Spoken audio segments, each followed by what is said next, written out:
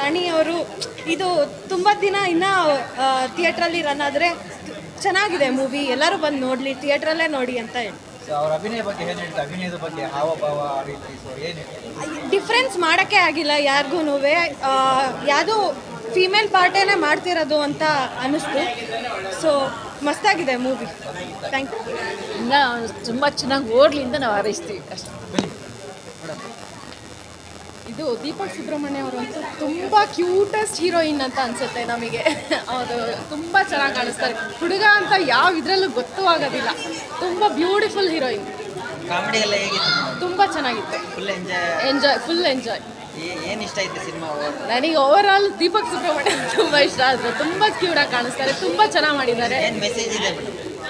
ನೋಡಿ ಎಲ್ಲರೂ ಫಿಲ್ಮ್ ನೋಡಿ ಒಂದ್ಸಲ ಎಲ್ಲರಿಗೂ ಸಪೋರ್ಟ್ ಮಾಡಿ. ಈ ಬೆಸ್ಟ್ ಟೀಮಿಗೆ ಚೆನ್ನಾಗಿದೆ ಟೀಮ್.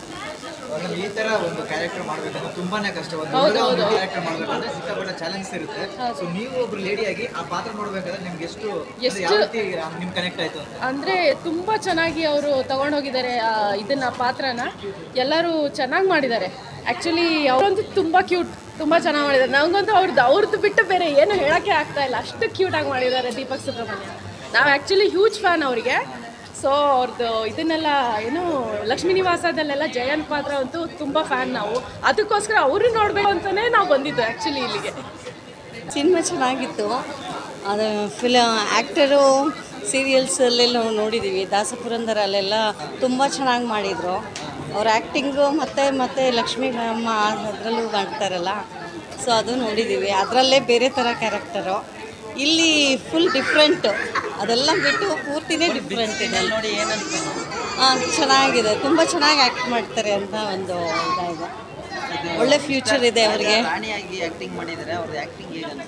ಅವ್ರದ್ದು ಆ್ಯಕ್ಟಿಂಗ್ನೂ ಚೆನ್ನಾಗಿದೆ. ಅಂದರೆ ಎಂಥ ಪೋರ್ಷನ್ ಕೊಟ್ಟರು ಅವ್ರು ಆ್ಯಕ್ಟ್ ಮಾಡೋಂಥ ಕೆಪಾಸಿಟಿ ಅವ್ರಿಗಿದೆ ಅನ್ನೋದು ಒಂದು ನಾವು ಹೇಳ್ಬೋದು. ಯಾಕೆ ಮೆಸೇಜ್ ಏನು ಅಂದರೆ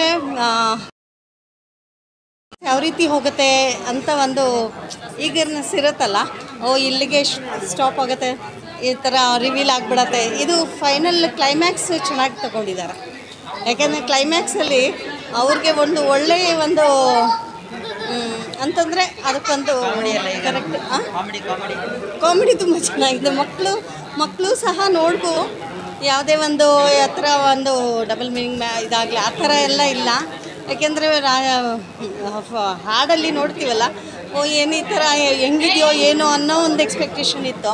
ಆದರೆ ಇಲ್ಲಿ ಮಕ್ಕಳನ್ನು ಕರ್ಕೊಂಡು ಬಂದಲ್ಲ, ಅವ್ರಿಗೂ ಏನೂ ಆ ಥರ ತೀರಾ ಆ ಥರ ಏನಿಲ್ಲ. ತುಂಬ ಚೆನ್ನಾಗಿ ಮಕ್ಕಳು ಸಹ ಎಂಜಾಯ್ ಮಾಡಿದ್ರು. ಚೆನ್ನಾಗಿ